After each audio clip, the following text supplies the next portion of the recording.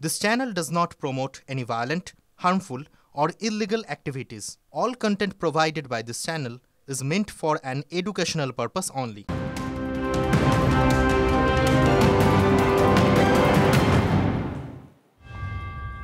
নমস্কার, দেখছেন টিভি9 বাংলা। বেঙ্গল ব্রেকিং নিয়ে আপনাদের সঙ্গে আমি অনির্বাণ, আর আমার সঙ্গে আমি তনিষ্ঠা রয়েছি। আর অনির্বাণ, আজ মৌসুমের শীতলতম দিন, কিন্তু রারবঙ্গে সেখানে নেতাদের কথা উত্তপ্ত বেশ চড়া। কেউ হুঙ্কার দিচ্ছে তোলাবাজির টাকা পেটের ভেতর থেকে বের করে আনবে, কেউ ল্যাম্প পোস্টে বেঁধে রাখার দাওয়াই দিচ্ছে। পদ্ম শিবিরের নেতাদের জন্য জুচ্ছই জবাবও এসে গেছে শাসক শিবির থেকে।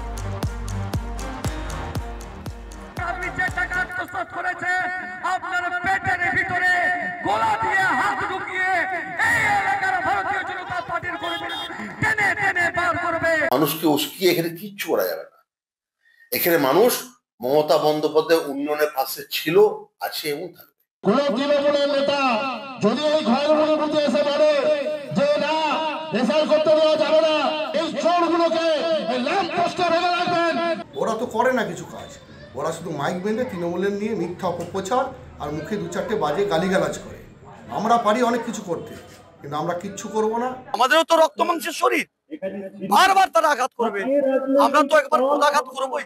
4.5 বছর নীলাদ্রি দানা মানুষ দেখতে পায়নি, হতাশ হয়ে গোয়া বাগানে একটা বক্তব্য রাখছে। ল্যাম্প পোস্টে বেঁধে আপাতমস্তক এদেরকে চাপ করেন, ঝাঁটা জুতো নিয়ে তাদেরকে বেরিয়ে ঘর থেকে বার করবেন। এসআইআর স্কিম মূলত তো বিজেপি। ওরা চাইছে বারবার মানুষকে নিজের ভোটের অধিকার থেকে বঞ্চিত করে, এখান থেকে উৎখাত করে তাদেরকে কোয়ারেন্টাইনে পাঠানো। কড়া বার্তা দিয়েছিলেন অভিষেক বন্দ্যোপাধ্যায়। দলের অন্দরের কোন্দল না মিটলে কলকাতা থেকে নেতা পাঠিয়ে মাথার ওপর বসিয়ে দেয়। কিন্তু বীরভূম আছে, বীরভূমে নানুরের তৃণমূলের বুথ সভাপতিকে পিটিয়ে খুন। মৃতের পরিবার থেকে প্রতিবেশী সবার নিশানায় তৃণমূলেরই অপর গোষ্ঠী। আপাতত গ্রেফতার 4।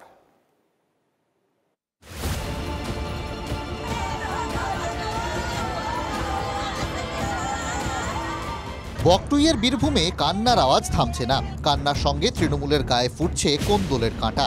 আরও একটা খুন, আবারও তৃণমূল বনাম তৃণমূল, আবারও কাজল বনাম কেষ্ট। শুক্রবার সন্ধ্যের পর পাড়ার অন্নপূর্ণা পুজোর চাঁদা তুলছিলেন তৃণমূলের বুথ সভাপতি রাসবিহারী সর্দার। গ্রামের মধ্যে কিছু লোকের সঙ্গে চাঁদা নিয়ে কথা কাটাকাটি, সেই থেকে হাতাহাতি এবং খুন। কয়েক মিনিটের মধ্যে পুজোর আনন্দ মাটি, কিন্তু চাঁদা তোলা নিয়ে এত বড় কাণ্ড না। পেছনে লুকিয়ে মার কাটকাট রাজনীতি। মৃত রাসবিহারী সর্দারের পরিবারের অভিযোগ, বাবা কাজল শেখ ঘনিষ্ঠ, তাই রাগ অপর গোষ্ঠীর। অভিযোগের তীর অনুব্রত ঘনিষ্ঠ কেরিম খানের লোকেদের বিরুদ্ধে। কালকে ঠাকুরতলায় এখানে চাঁদা নিতে এসেছিল, ঠাকুরের মিটিং হয়েছিল, একটা ঠাকুরের মিটিং পয়সা নিতে এসেছিল, বাবাটাকে ধরিয়ে খুন করে দিয়েছে। আমাদের এই তো আশেপাশে বাড়িগুলো সব, হ্যাঁ, পাড়া লোকে খুন করেছে। একই পার্টি, ধরুন পার্টি একই, গ্রামে তো ভাই কাজলের সঙ্গে পার্টি করছে বলে আমার বাবা, ওই জন্যে আমার বাবার উপরে বিরূপ। মালিক ওই কেরিম খানের লোকেরা, ব্যক্তিগত সত্যতা না, বাবারা কাজল শেখের দল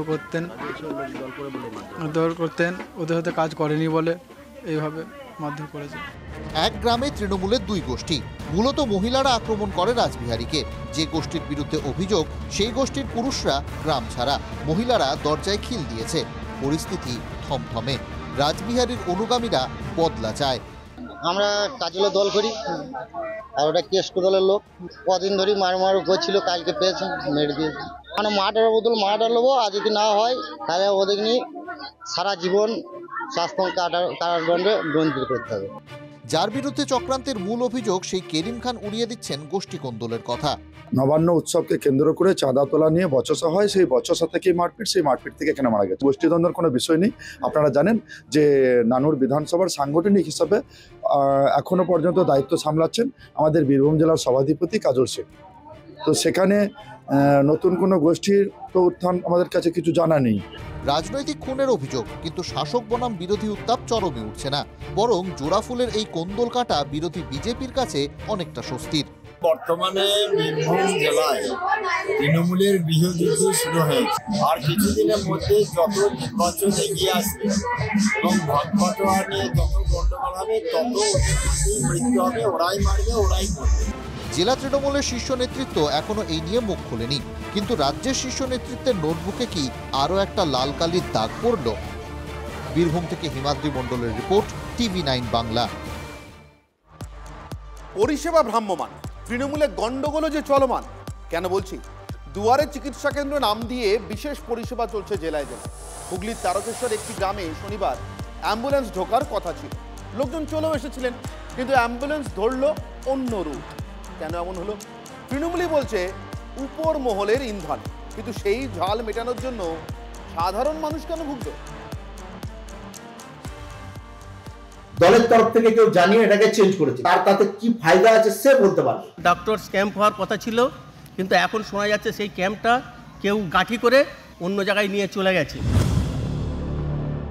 দুয়ারে পরিষেবা দিতে গিয়ে এ তো দুয়ারে বিবাদ।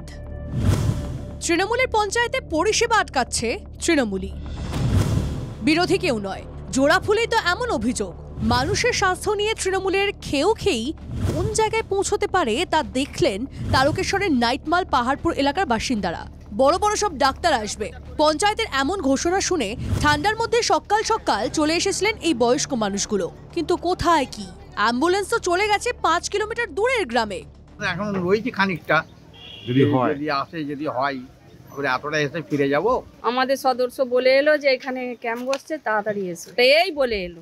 এখানে এসে দেখছি কই কিছুই নেই। স্থানীয় তৃণমূল পরিচালিত পঞ্চায়েতের উপপ্রধান রাগঢাক না রেখেই দলের উপর মহলের নির্দেশে তাদের বেইজ্জত করা হলো। পঞ্চায়েতের কথাকে যদি এখানে খেলো করে দেওয়া হয়, তাহলে পাবলিক সাধারণত একটা তৃণমূলের কাছ থেকে মুখ ফিরিয়ে নেবে। এতে যাদের লাভ হবে তাদের লাভ হবে। দলের তরফ থেকে কেউ জানিয়ে এটাকে চেঞ্জ করেছে, কেন চেঞ্জ করেছে, তার ইন্টেনশন কি আছে, তার তাতে কি ফায়দা আছে সে বলতে পারবে। পঞ্চায়েতকে এটার কোনো জানানোর কোনো ব্যাপারই নেই। এখানে একটা গ্রুপ আছে, সেই গ্রুপে দেওয়া হয়। পরিবর্তন যে হচ্ছে সেটা গ্রুপে জানানো হয়। স্বাস্থ্য দপ্তর বলছে শেষ মুহূর্তের ফোনে জায়গা বদল, কিন্তু ফোনটা কার তা অবশ্য ভাঙেননি স্বাস্থ্য আধিকারিক। আমার কাছে একটা হায়ার অথরিটি থেকে আসে যে স্থানটা পরিবর্তন করতে হবে, লোকাল ইস্যু হয়েছে, যে জন্য ক্যাম্প করা আর কি, লোককে সার্ভিস দেওয়া, সেই কারণে হয়তো হবে না, তাই জন্য ক্যাম্পটা উপর হায়ার অথরিটি থেকে সেইভাবে। আপনাদের গোষ্ঠী কোন্দল নিজেদের মধ্যে মেটান, জনগণের মধ্যে কেন এলো? কেন এরকম ভাবে মানুষকে হেনস্থা করা হচ্ছে? দলটার নাম তৃণমূল, তাদের চলমান গন্ডগোলের মতো পরিষেবাতেও কি সেই রোগ ছড়ালো? হুগলি থেকে সনত মাঝির রিপোর্ট, TV9 বাংলা। ফিফা বিশ্বকাপে কে কোন গ্রুপে পড়লো, লড়াই কার কঠিন হবে তা নিয়ে চলছে চুল চেরা বিশ্লেষণ। গ্রাম বাংলার ফুটবল মাঠে একটা সাদামাটা ম্যাচ নিয়েও নানা ফিসফাস কৌতূহল। কোন দল গোল খেলো, কে টুর্নামেন্ট থেকে ছিটকে গিয়ে ব্যাগ গুটিয়ে বাড়ি ফিরে গেল, না তা জানার সৌভাগ্য হলো না হুগলির পরশুরার দর্শকদের। 1-0 বলে আগমন অটল বিহারী বাজপেয়ী একাদশ। কে গোল করলো, কে এগিয়ে গেল, ফলাও করে মাইকে যাবতীয় ঘোষণা হচ্ছে, কিন্তু কোন দল পিছিয়ে পড়ল অনর্গল ঘোষক এক্ষেত্রে চুপ। 1-0 বলে আগমন অটল বিহারী বাজপেয়ী একাদশ। বিজেপি বিধায়কের উদ্যোগে এমএলএ কাপে পরাজিত দলের নামই যে নেওয়া গেল না, আজব কাণ্ড হুগলির পুরসুরায়। বিরোধী দলনেতা উদ্বোধন করলেন, তাদেরই বিধায়ক এমএলএ কাপ পড়াচ্ছেন, আর সেখানেই মোদিজি একাদশ পরাজিত হলেন।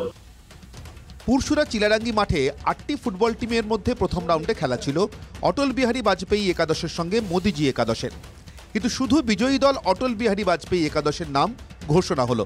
তাই মাঠে আসা বিজেপি কর্মী সমর্থক থেকে দর্শকদের আলোচনার কেন্দ্রে প্রথম রাউন্ডের ম্যাচ। পরাজিতের নাম বলতে সমস্যা কোথায়? বিজেপি বিধায়ককে প্রশ্ন করতেই তিনি ড্রিবল করতে ব্যস্ত হয়ে পড়লেন। মন্ডল 4 হেরে গেছে, মন্ডল 3 জিতেছে। ক্লাবের নাম ছিল মন্ডল 3 মোদি একাদশ, সেখানে খেলায় হার জিত আছে। এখানে আসল সোনা আর নকল সোনার ইমিটেশন কে সেটা জনগণ বুঝে গেল। 26-এর নির্বাচনে যে ওনারা হারার হবে, হারের পথ প্রশস্ত, সেটা প্রমাণ হয়ে গেল আজকের এই খেলায়। শুভেন্দু অধিকারী সাদা পতাকা উড়িয়ে টুর্নামেন্টের উদ্বোধন করেন, কিন্তু প্রথম ম্যাচেই তো বিরাট ফাউল। 1-0 আমরা জিতেছি, আমাদের 1 গোল, ওদের 0, পরাজিত করলুম মোদি একাদশ, পরাজিত হয়েছে। ভোট আসছে, আর ভোটের সঙ্গে সঙ্গে ঠিক কি আসে? প্রতিশ্রুতি। ভোট মিটলেই সব হাওয়া। উত্তর থেকে দক্ষিণ রাজ্যের বিভিন্ন প্রান্তের মানুষ এই অভিযোগ বারবার তোলেন।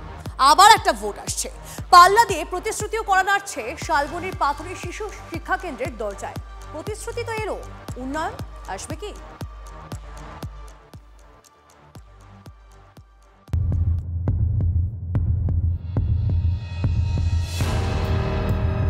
জঙ্গলে ঘেরা এই ঘরটা দেখে ভাবতেই পারেন পোড়ো বাড়ির ধ্বংসাবশেষ, কিন্তু এই বাড়িটা যে তৈরির আগেই ধ্বংস হওয়ার মুখে। এটা শালবনির পাত্রী গ্রামের শিশু শিক্ষা কেন্দ্র, এলাকার 60টি বাচ্চা ও গর্ভবতী মায়ের একমাত্র ভরসা। ভরসার দেওয়ালে চিটটা অনেক আগেই ধরেছে, ছাদ ফুটো ফাটা, এর মধ্যেই ভবিষ্যতের ভিত তৈরি হচ্ছে। ফাটা স্বপ্নের দেওয়ালে ভোট এলে প্রতিশ্রুতি আসে, আর ভোট গেলেই সব ভোকাট্টা। বারবার অভিযোগ অনুরোধেও কাজ হয় না। সবাইকেই জানানো হয়েছে, কিন্তু বহুদিন ধরে তো কোনো ব্যবস্থা তো নেওয়া হয়নি। জঙ্গল মহলের লোক জঙ্গলে পড়ে আছে, কোনো সুশিক্ষা নেই। আশা করাটাও ভুল, বাইরের থেকে অফিসাররা এসে দেখে চলে যাচ্ছে, কিন্তু কোনো রকমের মানে কোনো কিছু পাওয়া যাচ্ছে। ও কোনো কথা শোনে না, ওই সিপিএনের আমলে হয়েছে, এই আমলে কিছু হয়নি। আমরা এবারে আমাদের পাড়া আমাদের সমাধানের থেকে এটা স্কিমটা ধরে দেওয়া হয়েছে। সমস্ত আইসিডিএস সেন্টার, শিক্ষা কেন্দ্র সবই রিপেয়ারের জন্য ধরে দেওয়া হয়েছে। ভোট আসছে, পঞ্চায়েত প্রধানের হাত ধরে প্রতিশ্রুতিও হাজির হয়েছে, কিন্তু এতদিন কেন হয়নি? ভোট ছিল না বলে? বিজেপির অভিযোগ এই অংশে শাসকের ভোট কম, তাই নাকি নজর নেই প্রশাসনের। বিজেপির পঞ্চায়েত, এই জন্যই হয়তো কোনোরূপ কণ্ঠাসা করে রাখা। প্রায় 10 বছর ধরে ওরা ওইখানে মানে এই বুথে ওরা লিড করতে পারেন, কিন্তু সেখানে অঞ্চল প্রধান চায় না এখানে কিছু হোক। এই জঙ্গল একসময় ছিল মাওবাদীদের ডেরা, এই মাঠেই নাকি বৈঠক করত মাওবাদীরা। যুগ পাল্টেছে, আকাশে বাতাসে এখন ঘোরাফেরা করে উন্নয়নের হাওয়া, কিন্তু শালবনির পাত্রীতে সেই হাওয়া কবে এসে পৌঁছবে সে উত্তর আদৌ কারো কাছে আছে কি? শালবনি থেকে দেবব্রত সরকারের রিপোর্ট, TV9 বাংলা। ঠাকুরনগরে মুখ্যমন্ত্রীর সভার পাল্টা আজ মতুয়াগড়ে বিজেপির সভা। বনগাঁ সাংগঠনিক জেলার উদ্যোগে আয়োজিত সভায় এক মঞ্চে সুব্রত আর শান্তনু ঠাকুর। মতুয়াগড়ে নিজেদের শক্তি প্রদর্শন শ্রমিক ভট্টাচার্য। আপনাদের চিট করছে, প্রতারিত করছে, প্রমাণ করে দিচ্ছে যে আপনারা বাংলাদেশী। কয়েকদিন আগে ঠাকুরনগরের সভামঞ্চ থেকে মতুয়াদের এই বার্তাই দিয়েছিলেন মুখ্যমন্ত্রী মমতা বন্দ্যোপাধ্যায়। শনিবার মতুয়া ময়দানে নামল বিজেপি। চাঁদপাড়া হাসপাতাল গেট থেকে ঠাকুরনগর পর্যন্ত গেরুয়া শিবিরের পরিবর্তন সংকল্প যাত্রা। গত কয়েক বছর ধরে মতুয়াগড়ে পদ্ম ফুলের চাষ হয়েছে। তৃণমূল চেষ্টা চালিয়ে গেছে হারানো জমি ফিরে পাওয়ার, কিন্তু এসআইআর আবহে হঠাৎ করেই মতুয়াগড়ে কংগ্রেসের হাত। মতুয়াদের সঙ্গে অধীর চৌধুরীর কাছাকাছি আসা মতুয়াগড়ে তৃতীয় শক্তির সম্ভাবনা উস্কে দিচ্ছে 26-এর আগে। এই আবহে জমি ধরে রাখতে মরিয়া বিজেপি এবার শক্তি প্রদর্শনে। ওপার বাংলা থেকে ধর্ম বাঁচানোর কারণে এখানে চলে এসেছেন জীবন যৌবন বাঁচানোর জন্য। এই মাটির ওপরে তাদের সমান অধিকার আছে, নাগরিকত্বের দাবি, সেই দাবিকে পূরণ করেছে সিএ এর মধ্যে দিয়ে। দলের ডাকে শনিবার এক মঞ্চেই পাওয়া গেল মতুয়া বাড়ির নতুন দুই পক্ষ, সুব্রত এবং শান্তনু ঠাকুরকে। ভোট যুদ্ধই কি দুই ভাইকে আবার এক জায়গায় নিয়ে এলো? আপনি কতগুলো ভাষণ দিয়ে গেলেন, যে ভাষণের কোনো ভিত্তি নেই, যে ভাষণের কোনো মর্ম নেই। আজকে এত বড় সংকল্প যাত্রা মানুষ এখানে সংগঠিত করেছে। আগামী দিনে 2026-এ আপনাকে ওই মসনদ থেকে নামিয়ে রাস্তায় আনবে, তার শুধু অপেক্ষা। আমি সমস্ত মতুয়াদের বলবো, উদ্বাস্তুদের বলবো, আপনারা সিএতে আবেদন করুন। তৃণমূলের প্ররোচনায় কান দেবেন না, মমতা ব্যানার্জি প্ররোচনায় কান দেবেন না। 2019 সালে ক্যাকা সিজি করে গিলতে হয়েছে, এসআইআর হবে না, এসআইআর গিলতে হয়েছে, ওয়াকফ আইন, সেই ওয়াকফ আইনটাও গিলতে হয়েছে। সব কিছু ওনাকে গিলতে হবে, উনি মানুষকে বিভ্রান্ত করেন। মঞ্চে কাছাকাছি, কিন্তু মনের দূরত্ব মিটেছে কিনা সেটা সময়ই বলবে। আগামী বঙ্গ সফরে প্রধানমন্ত্রীর সভা হওয়ার কথা আরেক মতুয়াগড় রানাঘাটে। সূত্রের খবর, বঙ্গ বিজেপির নেতারা প্রধানমন্ত্রীকে ঠাকুরনগরে নিয়ে যেতে চান, কিন্তু এখনো সেই অনুরোধে কোনো সবুজ সংকেত দেয়নি প্রধানমন্ত্রীর দফতর। দীপঙ্কর দাসের রিপোর্ট, TV9 বাংলা। দেশের বৃহত্তম বিমান সংস্থা ইন্ডিগোতে চরম বিশৃঙ্খলা। ইন্ডিগো বিপর্যয়ে উচ্চ পর্যায়ের তদন্তের নির্দেশ কেন্দ্রের। সমস্যার জেরে আজ 400-র বেশি উড়ান বাতিল। কলকাতা বিমানবন্দর থেকে আপাতত 40-টিরও বেশি ফ্লাইট ক্যান্সেল। দিল্লি, মুম্বাই থেকে শতাধিক বিমান বাতিল। পরিস্থিতি স্বাভাবিক হতে সময় লাগবে আরও 72 ঘন্টা। আর এই উড়ান বিভ্রাটে দোষীদের মূল্য চোকাতে হবে। ডিজিসি এর তদন্তের নির্দেশের পরই হুঁশিয়ারি অসামরিক বিমান পরিবহন মন্ত্রী রামমোহন নাইডু। কারা দায়ী খতিয়ে দেখতে 4 সদস্যের কমিটি করেছে ডিজিসিএ। যাত্রী দুর্ভোগ নিয়ে এবার সুপ্রিম কোর্টেও মামলা দায়ের। বিশেষ বেঞ্চ গঠন করে দ্রুত শুনানির আর্জি। আর একবার আপনাদের জানিয়ে রাখি, উড়ান বিভ্রাটে দোষীদের মূল্য চোকাতে হবে। ডিজিসি এর তদন্তের নির্দেশের পরই হুঁশিয়ারি অসামরিক বিমান পরিবহন মন্ত্রী রামমোহন নাইডু। কারা দায়ী খতিয়ে দেখতে 4 সদস্যের কমিটি করেছে ডিজিসি। দেখো তনিষ্ঠা, বাবরি ধ্বংসের দিনেই বাবরির ধাঁচে মসজিদের ভিত করা হলো মুর্শিদাবাদে। হুমায়ুন কবিরের সেই ভিত্তিপ্রস্তর স্থাপনের কাজ আমরা সারাদিন আজকে দেখিয়েছি। বেলডাঙ্গার রেজিনগরে সেই ভিত্তিপ্রস্তর থেকে মসজিদকে সামনে রেখে আজ হাসপাতাল, স্কুলের কথাও এলো হুমায়ুন কবিরের মুখে। পাশাপাশি সংখ্যালঘুরাই যেসব বিধানসভা নির্ণায়ক, সেটাই যে তাঁর চাঁদমারি, তাও বুঝিয়েছেন সাসপেন্ডেড বিধায়ক। আইন শৃঙ্খলার অবনতির আশঙ্কা করেছিলেন খোদ রাজ্যের সাংবিধানিক প্রধান। তাকে সাসপেন্ড করে দেওয়াল লিখন বুঝিয়ে দেয় তৃণমূল। তারপরও সব আপত্তি উড়িয়ে হুমায়ুন কবির মসজিদেই মন দিয়েছিলেন। সৌদি আরব থেকে ধর্মগুরু এনে বাবরির ধাঁচে মসজিদের ভিত্তিপ্রস্তর স্থাপন করলেন।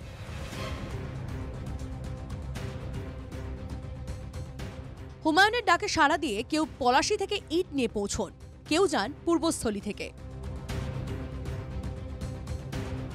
সেই ভিড় মেপে সংখ্যালঘু আসনে ঝাঁপাতে চাইছে সাসপেন্ডেড তৃণমূল বিধায়ক।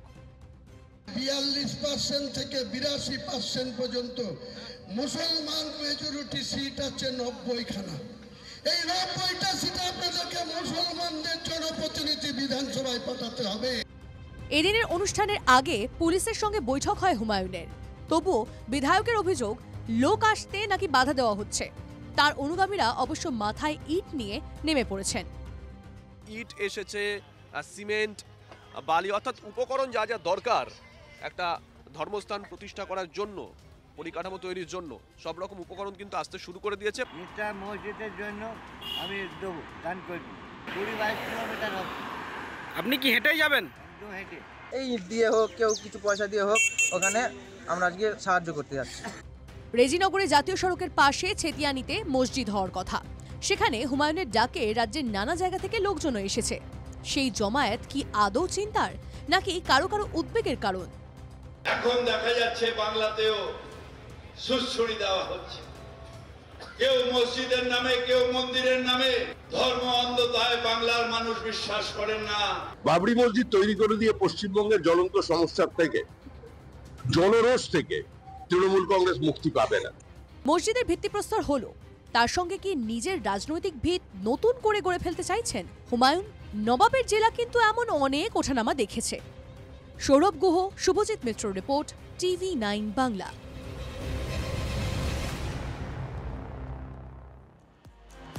নামে সত্যিই যায় আসে, আর সেই নাম যদি বাবর হয় তাহলে বিতর্ক তো হবেই। হানাদার মোগল বাদশার নামে মসজিদের ভিত্তিপ্রস্তর নিয়ে প্রশ্ন তুলে দিচ্ছেন হুমায়ুন কবিরের পারিষদরাই। যাবতীয় আপত্তি, সেই যাবতীয় আপত্তি উড়িয়ে একরোখা হুমায়ুন পণ করেছেন বাবর নামায়। আর মসজিদের সঙ্গে আরো অনেক কিছু তৈরির যে হুমায়ুন ফর্দ দিচ্ছেন, তার জন্য জমি আদৌ মিলবে তো? বাবর তো আমাদের ধরেন ধর্মগুরু নয়, তিনি একজন রাষ্ট্রনায়ক। যেখানে আপত্তি এসেছিল ওখান থেকে সরে আসলেই ভালো হতো। ইনি হুমায়ুন কবিরের বিরোধী নন, হিতৈষী। সেই জমিয়তের নেতা মসজিদের ভিত্তিপ্রস্তর অনুষ্ঠানে গিয়ে প্রশ্ন তুললেন, মসজিদের নাম কেন বাবরি হবে? বাবরির নামবাদের আর্জি হুমায়ুন ঘনিষ্ঠদের একাংশের। মুফতি মোহাম্মদ বিচ্ছিন্ন কেউ নন, আর অনেক মৌলবী যাদের শনিবার গন্তব্য ছিল বেলডাঙ্গায়, তারাও বলছেন সম্প্রীতির জন্য যেখানে স্বয়ং হযরত মুহাম্মদ পিছু হটেছিলেন, তাহলে হুমায়ুন কেন মসজিদ থেকে বাবরের নাম সরাবেন না? আগামী দিনে কোনো সমস্যা এরকম যদি হয়, ভাই ভ্রাতৃত্ব নষ্ট হয়, সম্প্রীতি নষ্ট হয়, তা আমাদের মসজিদের নাম নবীর নামে রাখা যেত। বাবর তো আমাদের ধরেন ধর্মগুরু নয়, তিনি একজন রাষ্ট্রনায়ক। যেখানে আপত্তি এসেছিল ওখান থেকে সরে আসলেই ভালো হতো। এসব মৌলবীরা যখন বাবর নামায় আপত্তি জানাচ্ছেন, তখন মঞ্চে অবশ্য বাবরের নাম নিয়ে নানা যুক্তি সাজাচ্ছেন হুমায়ুন কবির। শহীদ হয়ে যাব, হাসি মুখে মৃত্যুবরণ করব, কিন্তু বাবরি মসজিদ হবে মুর্শিদাবাদের মাটিতে। বাবরের নাম নিয়ে বাংলার বুকে হবে মসজিদ। তীব্র প্রতিবাদ আসছে নানা শিবির থেকে। बाबर ना तो इस्लाम को फॉलो करता था, ना मुसलमान था। वो विशुद्ध रूप से एक आक्रांता, एक बर्बर, एक क्रूर शासक था। उसको महिमा मंडित नहीं करना चाहिए। আমাদের মসজিদ নিয়ে কোনো আপত্তি নেই, 1000টা বানান, ধর্ম পালন করুন, কিন্তু বাবরের নাম নিয়ে আমাদের আপত্তি আছে। মসজিদের ইট পড়া থেকে বিতর্ক। হুমায়ুনের কথা মতো মসজিদের পাশাপাশি হাসপাতাল, স্কুলের জন্য জমি মিলবে তো? শুভজিৎ মিত্র, সৌরভ গুহ ও কৌশিক ঘোষের রিপোর্ট, TV9 বাংলা।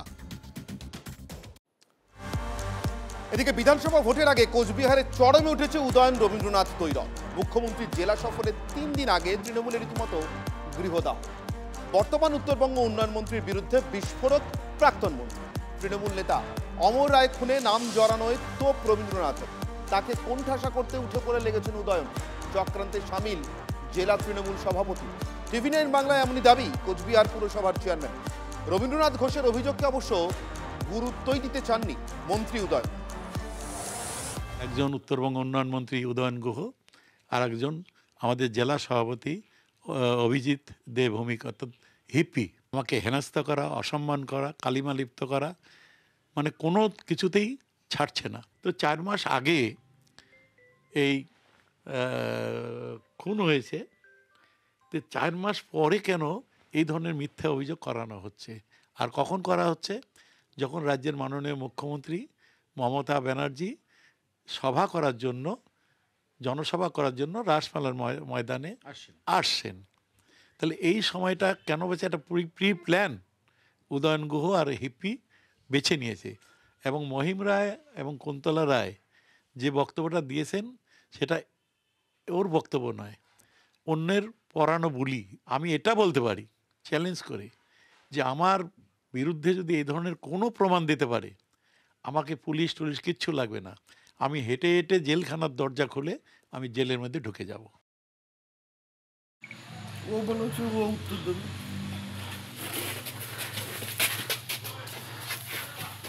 পিছায় যান, পিছায় যান। ও বলেছে ও উত্তর দেবে।